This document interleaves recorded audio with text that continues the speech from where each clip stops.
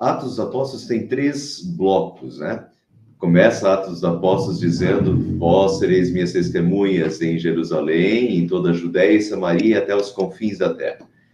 O primeiro bloco de Atos dos Apóstolos vai até o capítulo 8, até o capítulo 7, na verdade, final do capítulo 7. No capítulo 8 já tem a segunda parte, começa a segunda parte. Então, até o capítulo 7, a história está principalmente em Jerusalém. A partir do capítulo 8, já vai para a Judéia e Samaria, e depois do capítulo 13 até os confins da terra.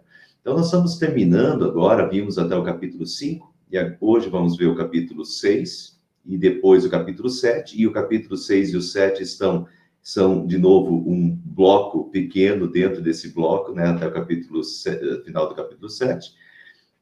Então, hoje e a semana que vem a gente termina esse primeiro bloco até o capítulo 7, depois a gente vai para a segunda parte, já com Judéia e Samaria, e a conversão do apóstolo Paulo, e depois vem as viagens do apóstolo Paulo, e vai até os confins da terra. Capítulo 6.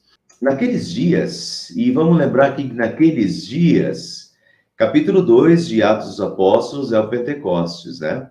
Então, a gente está aí A gente não sabe exatamente em que ano depois, se foi logo após, se foi algumas semanas após, talvez já tenha sido alguns meses após, talvez até um ano após, né? A gente não sabe exatamente, mas aqueles dias é o pós-Pentecostes, né? Que essas coisas estão acontecendo.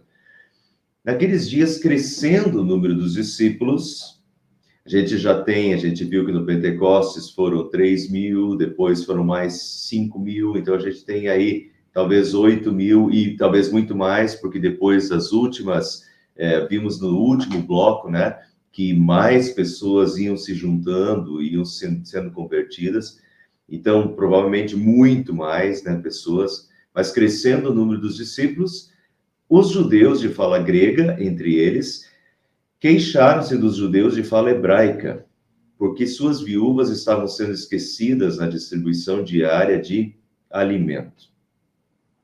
Vamos entender um pouquinho a situação aqui, né?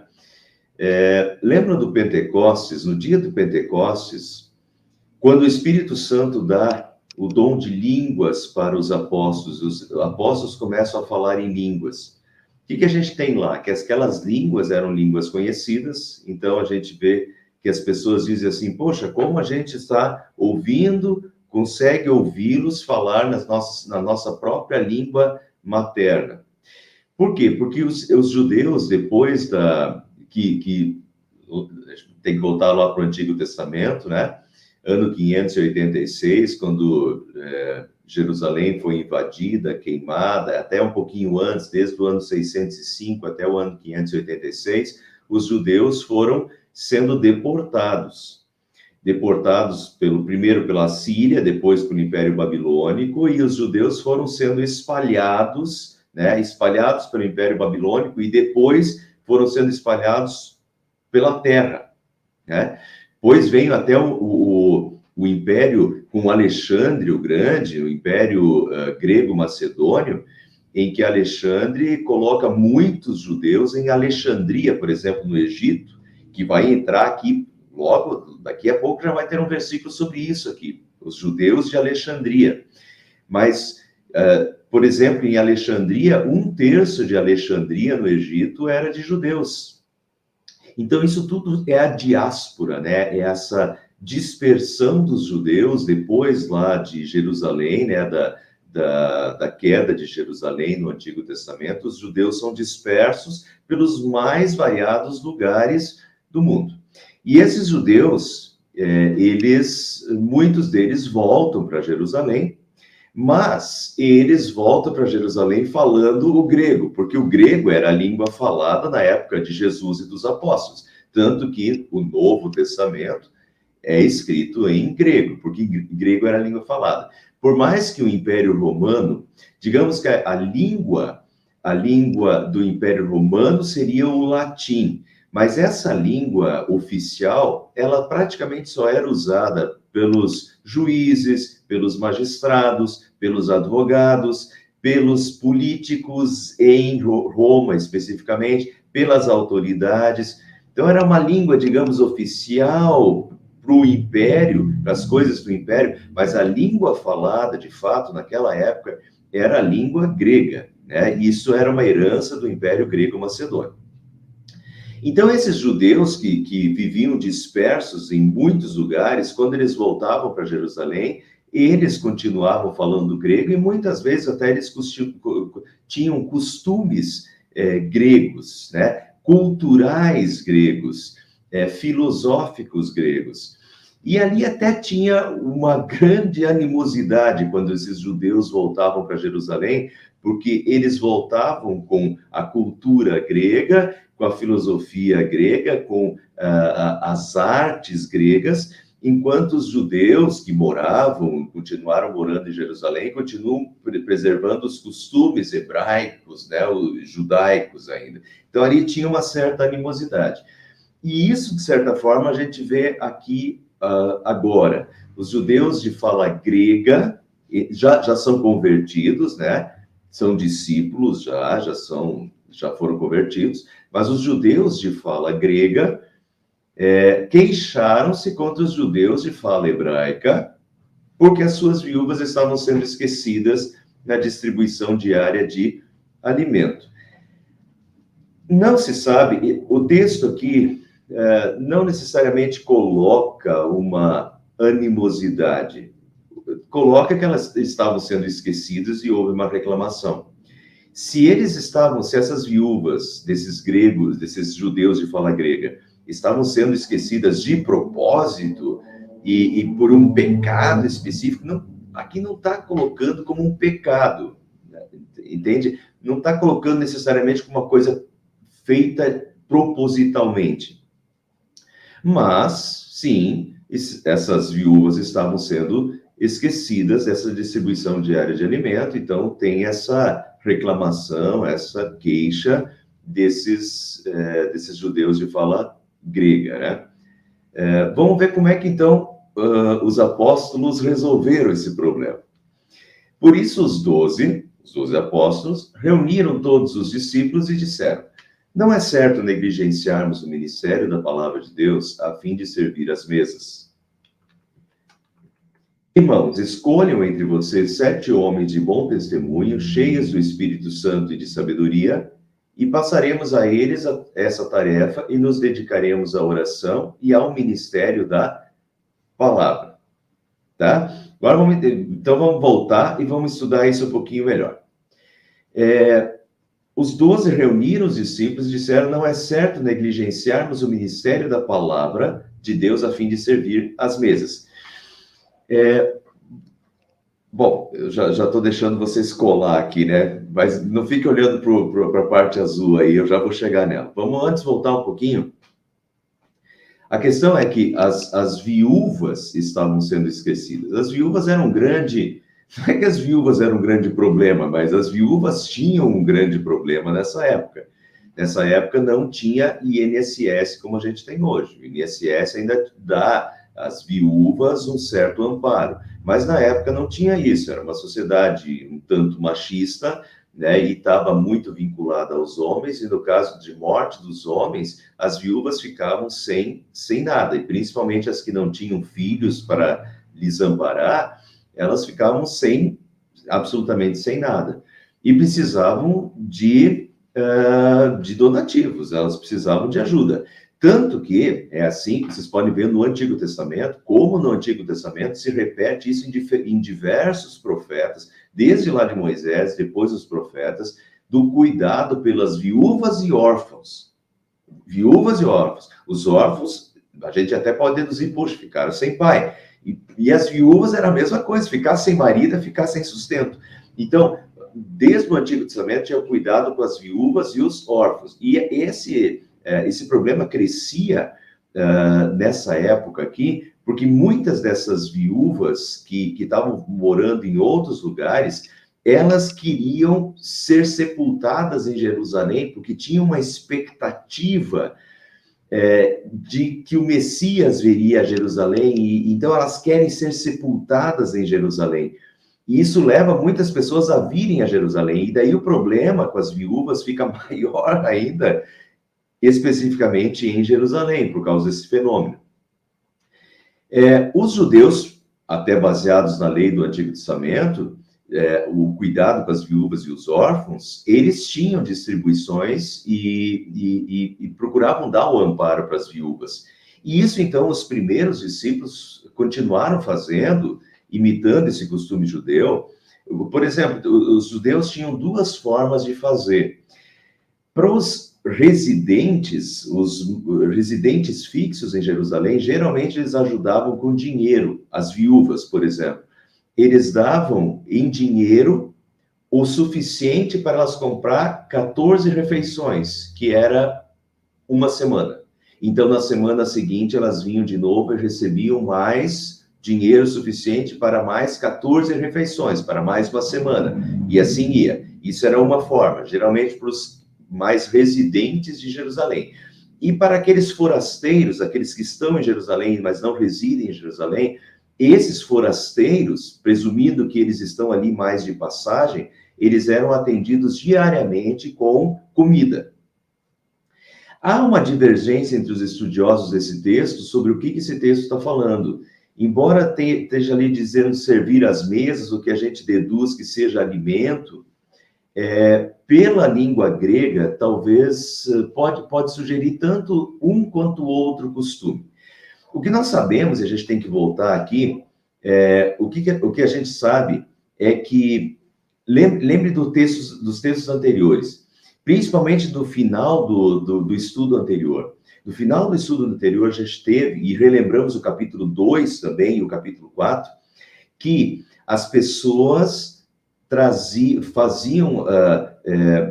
chegavam a vender propriedades e traziam o dinheiro e colocavam o dinheiro aos pés dos apóstolos. Lembram disso? Então, traziam o dinheiro e colocavam aos pés dos apóstolos. O que isso significava? Colocar aos pés dos apóstolos. Traziam o dinheiro da venda das coisas e dessas doações para os apóstolos administrar. Só que, vocês imaginem que esse volume de cristãos está crescendo exponencialmente e chega uma altura em que esse trabalho de servir as mesas, os apóstolos já não dão mais conta disso, da administração de todas essas coisas, né? De administrar esses donativos todos. E se foi realmente servir as mesas aqui, isso significava preparar comida, servir comida. Vocês pensem o trabalho que isso dá. Então, chegou uma altura que os apóstolos já não conseguem mais se dedicar à pregação da palavra e à oração, porque eles estão completamente envolvidos por esses trabalhos. Esses trabalhos também são importantes, amor ao próximo, mas, então, esse é o caso aqui, em que os discípulos vão instituir, e agora vem a instituição dos diáconos, né? Mas vamos então lá, o que a palavra servir? A palavra servir em grego é diaconia. Então, se vocês forem ler lá em grego, quando chegar ali a fim de diaconia, servir é diaconia. E daí, provavelmente, daí vem o costume, então, e talvez seja aqui a instituição dos diáconos, do costume de ter diáconos na igreja. Então, diaconia significa serviço, e diácono significaria alguém que assume um serviço, né? Um serviço para o Senhor. Vou dar um exemplo aqui de uma comunidade que eu trabalhei, o exemplo de Arapoti, porque Arapoti é uma cidade, uma igreja grande e muito bem organizada. Então, a questão dos diáconos é de servir. Os diáconos ali, eles tinham que servir as mesas, né? Eles tinham que servir ali, cuidar desse serviço mais prático da igreja. Em Arapoti, algumas igrejas acham que diaconia é só serviço aos necessitados. Nesse caso do Novo Testamento aqui, era um serviço aos necessitados, mas era um serviço prático que precisava ser feito, né? Enquanto os apóstolos foram se dedicar mais à palavra e à oração, tinha um serviço prático a ser feito. E esse serviço prático aqui era a distribuição de alimentos. Mas Arapoti, por exemplo, tem outros, e as nossas igrejas em geral, tem outros serviços a serem feitos, né? Arapoti, por exemplo, tem um diácono que cuida só da manutenção do templo. O templo são as dependências do templo, então, às vezes, as igrejas crescem e já tem um monte de dependências. Tem um diácono que cuida da manutenção, ele serve dessa forma. Alguém precisa fazer, alguém precisa cuidar do templo, das manutenções todas, tem um diácono para isso. Tem outro diácono que é responsável pela administração financeira, que era um caso aqui também, né? Que os apóstolos estão entregando essa administração financeira para os diáconos. Então, em Arapoti tem outro diácono para administração financeira, tem outro diácono só para manutenção de pátio, e que em Arapoti é muito grande. Tem outro diácono lá responsável pela limpeza da igreja, das dependências, por conversar com as pessoas que fazem a limpeza e cuidar disso para que tudo esteja em ordem. E tem outro diácono que daí sim é o responsável pelo essa parte mais social das doações, dos donativos, de encaminhar esses donativos e tal. Mas vejam que tudo isso é serviço, né? Então, a diaconia é isso, e brota daqui, esse serviço mais prático na igreja, em que os apóstolos vão dizer, né? Olha, passaremos a eles essa tarefa e nos dedicaremos à oração e ao ministério da palavra, né? Então, os diáconos assumiam esses serviços mais práticos da igreja, e daí a gente tem aí a origem do termo diáconos, né, que vem de diaconia, servir, e os diáconos são aqueles que servem de uma forma especial. Então, os diáconos que forem... E só um detalhe, os diáconos que forem responsáveis pela assistência social deveriam ter um coração voltado para isso. Isso é uma dica que eu quero dar aqui, que nas igrejas que têm muitos diáconos e que precisam de muitos serviços, tentem ver qual é o serviço necessário e escolham. Agora, aquele diácono para serviço social deveria ser uma pessoa que reconhecidamente é uma pessoa que tem um coração voltado bastante para esse serviço social. Colocar qualquer pessoa para cuidar dessa área não funciona bem, né? Às vezes a gente coloca uma pessoa que não tem nenhum perfil de assistência social, de cuidado dessa área aqui. Às vezes os dons da pessoa estão em outra área e ela é colocada como diácono nessa área. Então a gente deveria cuidar um pouquinho dessa questão aqui, pelo menos, né? Dessa questão do amor ao próximo, da assistência ao próximo, e colocar pessoas que tenham um coração voltado para isso. Bom, então os discípulos dizem, né? Passaremos a eles essa tarefa e nos dedicaremos à oração e ao ministério da palavra. Os discípulos ficam mais com a área da pregação e da palavra e da oração. E escolham entre vocês 7 homens de bom testemunho, cheios do Espírito Santo e sabedoria. Aqui, eu já frisei isso antes e quero de novo frisar, porque agora chegou um momento importante de fazê-lo. Qual é o critério?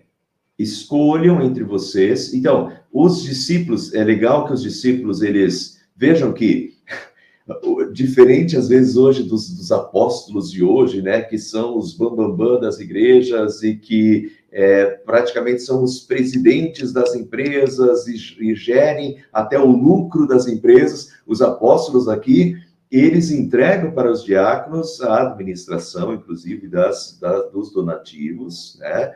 Eles não são esses super apóstolos como eles eram super apóstolos, cheios do Espírito Santo, mas completamente diferentes do perfil desses apóstolos de hoje, né? Que são empresários que inclusive, a administração do dinheiro é completamente nada transparente nessas igrejas, né? Pelo contrário, né? Ninguém sabe o que eles fazem com o dinheiro, ou até sabe, né, o que fazem com o dinheiro. Mas aqui os apóstolos aqui, eles entregam a administração dessas partes para os diáconos, eles distribuem funções. É praticamente o que Moisés fez lá. É uma lição, Moisés até hoje é uma lição de administração, entra nas faculdades de administração, entra nos manuais de administração, né? O conselho que Jetro deu para Moisés de dividir as tarefas, de dividir o grupo em grupos de 1.000, de 100, de 10 e colocar líderes, né? Essa distribuição de tarefas, de comando, porque uma pessoa não consegue fazer tudo.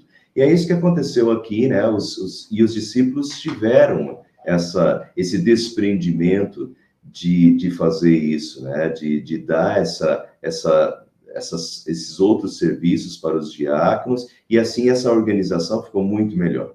Mas qual é o critério para a escolha de diáconos? Escolham entre vocês 7 homens de bom testemunho, cheios do Espírito e de sabedoria.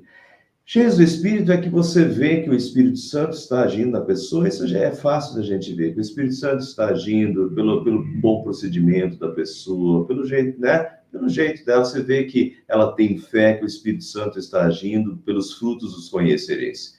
E essa sabedoria cristã. Então, pessoas de bom testemunho, cheias do Espírito Santo e sabedoria. Essa é a regra. E vejam, 7 homens de bom testemunho, ou de boa reputação. Vejam que isso daqui, de certa forma, aparece também quando Paulo fala do critério para estabelecer diáconos, para escolher diáconos, em 1 Timóteo. Vejam lá o que Paulo fala. Deve ter boa reputação perante os de fora. Uma boa perante os de fora, não só os de dentro. A gente é para ser sal e luz para o mundo. Então, boa reputação perante os de fora também. Os diáconos, igualmente, devem ser dignos, homens de palavra, não amigos de muito vinho, nem de lucros desonestos. Devem apegar-se ao mistério da fé com consciência limpa, devem ser primeiramente experimentados e depois, se não houver nada contra eles, que atuem como diáconos. Então, vejam que tem critérios. Às vezes... eu já comentei isso, vou comentar de novo. Às vezes, para mim, é absolutamente, me escandaliza quase o jeito que as pessoas votam para ofícios, né, para liderança na igreja. Quantas vezes eu já vi que votam em pessoas, aquele fulano de tal não está fazendo nada, vamos botar ele para fazer alguma coisa. Fulano de tal já faz tempo que não está, né? Às vezes, tá vindo muito pouco para a igreja, vamos votar nele para ele vir na igreja. Pessoal, votar no fulano de tal que não está vindo na igreja, para ele vir para a igreja e trabalhar, é tiro no pé.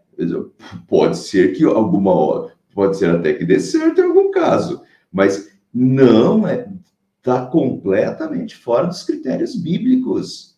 Não é assim que se escolhe liderança de igreja. Liderança de igreja é pessoa de boa reputação, né? Digno, homem de palavra, não amigo de muito vinho, de lucros desonestos, apegado ao mistério da fé. Ela é uma pessoa justamente que está mostrando fé. Olha lá, homens de bom testemunho, cheios do espírito de sabedoria. Vai votar numa pessoa que não está vindo na igreja? Essa é uma pessoa cheia do Espírito Santo e de sabedoria cristã para liderar a igreja? Absolutamente não. Entende? Então, tem que cuidar com isso. Seriedade nessas questões de liderança da igreja. Temos critérios bíblicos para liderança, tanto para todas as lideranças, para presbíteros, para diáconos. Os critérios são mais ou menos os mesmos, mas são critérios espirituais, de caráter e espirituais, né? Não é, fulano de tal não está, né, não tá fazendo nada, vamos botar ele. Não é assim, não. Né? E tal proposta dos discípulos agradou a todos, e então escolheram Estevão, homem cheio de fé e do Espírito Santo, além de Filipe, Prócoro, Nicanor, Timon, Pármenas e Nicolau, um homem convertido ao judaísmo proveniente de Antioquia. Antioquia a gente vai ver depois que vai começar a aparecer bastante Antioquia. Mas o que chama atenção aqui é que os 7 nomes são gregos. Talvez foi uma forma de restabelecer a confiança. Qual era o problema? Vamos voltar lá no início? Qual era o problema? O problema era que as viúvas dos judeus de fala grega estavam sendo esquecidas, né? Então, aqui, de certa forma, talvez esse tenha sido o intuito. Eles escolheram 7 nomes desses judeus gregos que seriam esses administradores. Mas, de novo, não é simplesmente, vamos escolher os gregos, os de fala grega agora, então. Esses são de fala grega, mas passaram pelos critérios, homens cheios do Espírito Santo, de sabedoria, né? Muito bem, então tem os critérios envolvidos. Mas é interessante como a igreja administrou essa dificuldade aqui, né? E desses 7, Estevão é o que vai aparecer no capítulo 7 e, infelizmente, também já vai morrer no capítulo 7, né? O primeiro mártir da igreja. Então, Estevão, a gente sabe um pouco, principalmente nessa primeira fase. O Filipe vai aparecer também no capítulo 8 de Atos, mas os outros, Prócoro, Nicanor, Timon, Pármenas e Nicolau, a gente, infelizmente, não sabe né, como é que continuou a história. Até porque a partir do capítulo 7 já vai para Judéia e Samaria, e daí a gente já perde esse contato com, né, não tem uma continuação aqui. Estevão e Filipe, a gente sabe que os dois não apenas serviram à mesa, os dois tinham dons, aparentemente, dons especiais, até de cura, né? Vocês vão ver isso na semana que vem, e daqui 2 semanas, no capítulo 8, quando a gente falar sobre Filipe. Apresentaram, então, esses homens aos apóstolos. O que eles fizeram? A proposta agradou a todos, e quem escolheu? A igreja escolheu, não foram os apóstolos que escolheram, né? A proposta agradou a todos, e então escolheram Estevão, os 7, e depois de escolhidos os 7, a igreja escolheu os 7. Hoje em dia a gente faria isso numa assembleia, né? Numa indicação de nomes. Então, os apóstolos deixaram a igreja sugerir. É mais ou menos, o que eu estou frisando aqui é que é mais ou menos os costumes que a gente tem hoje, são costumes bíblicos, né? Desde o costume bíblico de seguir critérios para indicação de oficiais na igreja, quanto também essa forma de ação, deixar a igreja sugerir os nomes, né? Então, apresentaram esses homens aos apóstolos, os quais oraram e lhes impuseram as mãos. Até hoje, de certa forma, a gente tem esse costume, né? Quando nós temos novos oficiais na igreja, sejam presbíteros, sejam diáconos, a gente tem algumas igrejas vão chamar de ordenação, outras igrejas vão chamar de instalação, mas a gente tem um momento especial em que eles recebem uma bênção para o seu ofício, né? Uma imposição de mãos para a bênção de Deus para o exercer do seu ofício pelo tempo designado. Assim, a palavra de Deus se espalhava, crescia rapidamente, o número dos discípulos em Jerusalém também crescia rapidamente o número de discípulos em Jerusalém, e também um grande número de sacerdotes obedecia à fé. E isso é interessantíssimo, né?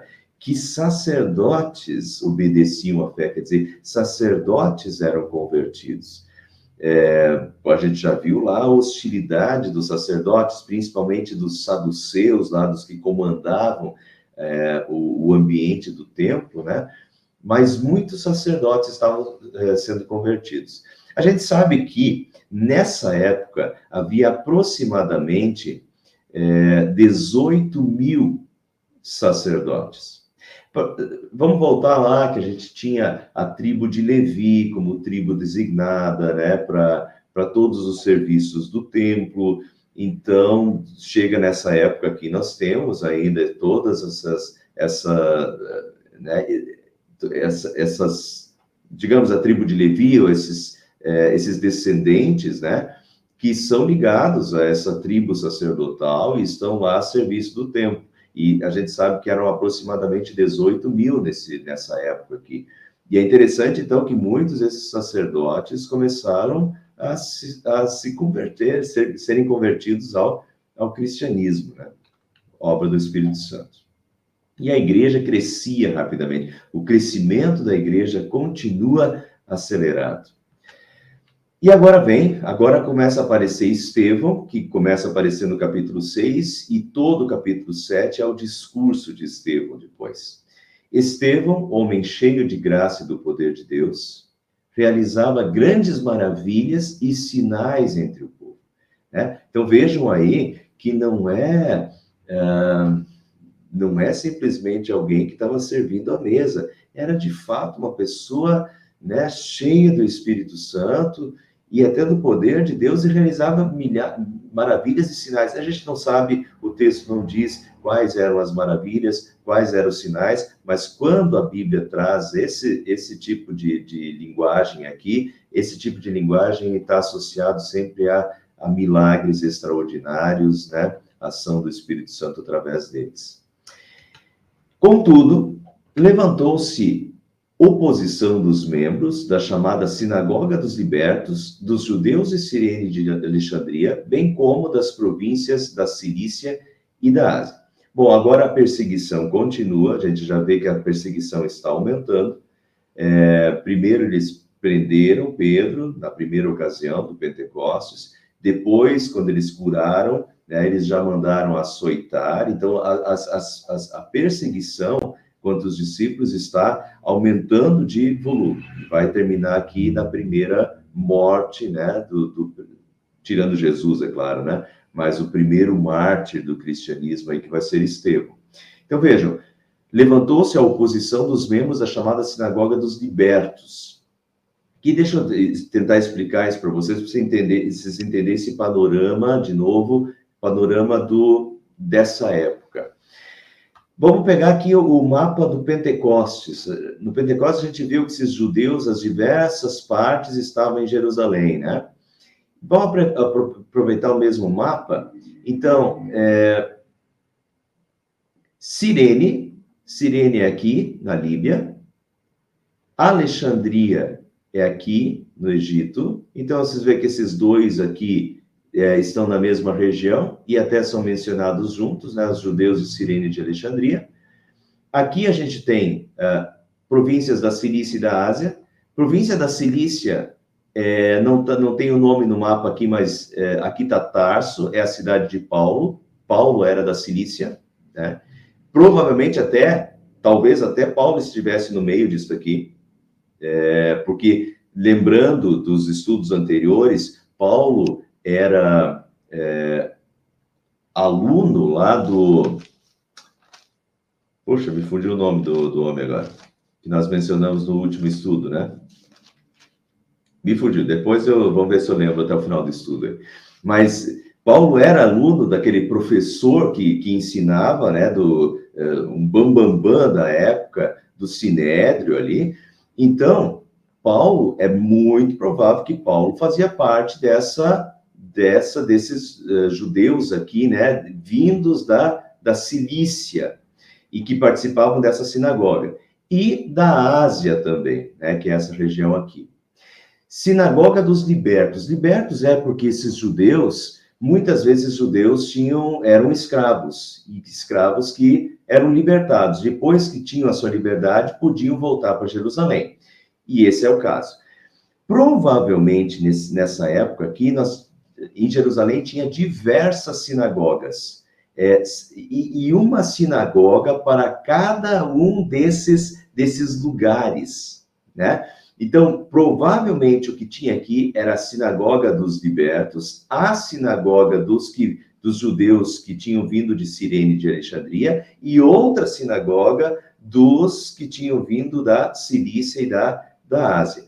Então, tem diversas sinagogas, e essas sinagogas dos judeus começam a fazer oposição aos cristãos. Levantou-se oposição dos membros da chamada Sinagoga dos Libertos, dos judeus de Cirene e de Alexandria, bem como das províncias da Cilícia e da Ásia. Então, essa oposição aumenta e eles vão pedir prestação de contas, né, de Estevão. Esses homens começaram a discutir com Estevão, mas não podiam resistir à sua sabedoria e ao espírito com que ele falava. Então, subornaram alguns homens para dizerem: ouvimos Estevão falar palavras blasfemas contra Moisés e contra Deus. Então, veja de novo, Estevão cheio do Espírito Santo, né? Eles não podiam resistir à sabedoria e ao espírito com que ele falava. E quando eles não conseguem resistir, não conseguem vencer no argumento, eles subornam pessoas para mentir, né? Para caluniar.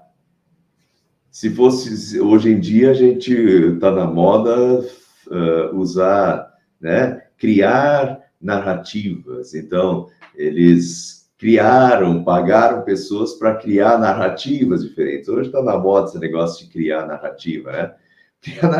Criar uma narrativa normalmente nada mais é do que mentir, né? Você cria uma narrativa muito bem elaborada, que na verdade é pura mentira, né? Isso a gente vê na política aí constantemente, em que as pessoas refazem tudo, né? Criam a sua própria narrativa dos eventos e divulgam a sua narrativa dos eventos. E, na verdade, foi isso que eles fizeram ali. Eles inventam mentiras, subornam pessoas que criam uma narrativa de que Estevão, né, e os demais estavam falando blasfêmias, né?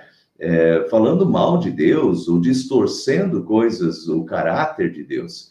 Blasfêmias contra Moisés e contra Deus. Com isso, agitaram o povo, os líderes religiosos e os mestres da lei. E, prendendo Estevão, levaram-no ao Sinédrio, que é a autoridade dos judeus. Ali apresentaram novamente falsas testemunhas que diziam: este homem não para de falar contra este lugar santo e contra a lei. Este lugar santo era o templo. Então, eles acusaram falsamente Estevão de estar falando contra o templo e contra a lei. A lei, para os judeus naquela época, a lei era basicamente os 5 livros de Moisés, a chamada Torá dos judeus.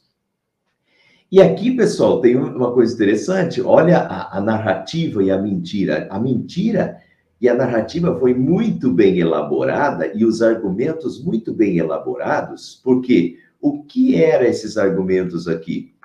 Deixa eu ver aqui, eu coloquei, ó. Essa narrativa, elas despertavam a ira dos saduceus, responsáveis pelo templo, e dos fariseus, zelosos pela lei de Moisés. Então, vamos voltar lá, ó. Contra esse lugar santo, quem eram os responsáveis pelo lugar santo? Os saduceus, ou a tribo lá, né, os descendentes dos sacerdotes. Então, falar contra o templo mexia com os saduceus, que eram os comandantes do Sinédrio. E falar contra a lei de Moisés era falar contra os fariseus, que eram extremamente zelosos pelo cumprimento das leis de Moisés. Ou seja, veja como a narrativa e a mentira é muito bem montada, pensando em, né, em conseguir a atenção dos saduceus e dos fariseus contra o Estevão. E daí ele continua: pois ouvimos dizer que esse Jesus, o Nazareno, destruirá este lugar e mudará os costumes que Moisés nos negou. Então, continua, destruirá este lugar, destruirá o templo e mudará os costumes que Moisés nos negou. Então, tudo isso era mentira, né? É uma invenção. Vamos voltar, pessoal.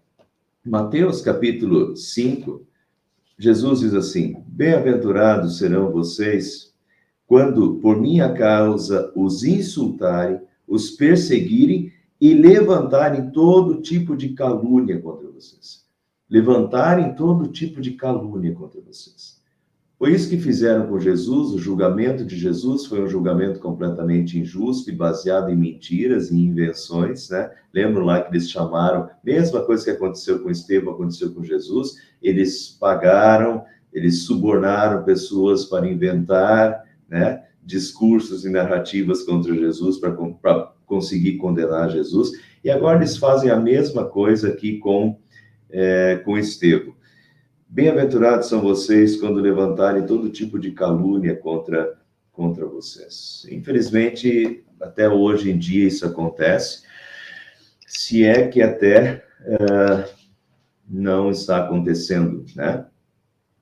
Hoje em dia, no ambiente político, que calúnias têm sido levantadas contra os cristãos para desmerecê-los. Narrativas são criadas para desmerecer os cristãos e assim gerar perseguição contra os cristãos, né? Acho que isso está acontecendo hoje ainda, também nesse ambiente de perseguição velada que nós temos aqui no Brasil. E, terminando o texto de hoje, olhando para ele,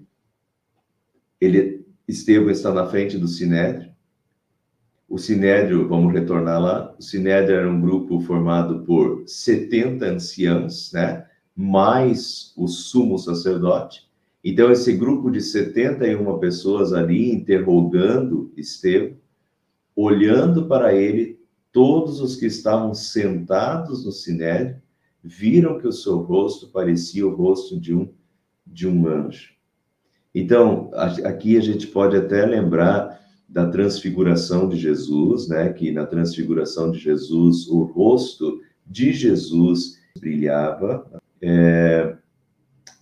Talvez tenha sido alguma coisa assim, a gente não sabe exatamente, não tem uma descrição aqui do que era isso, mas o fato é que Estevão, lembro lá, Estevão fazia sinais e milagres, né?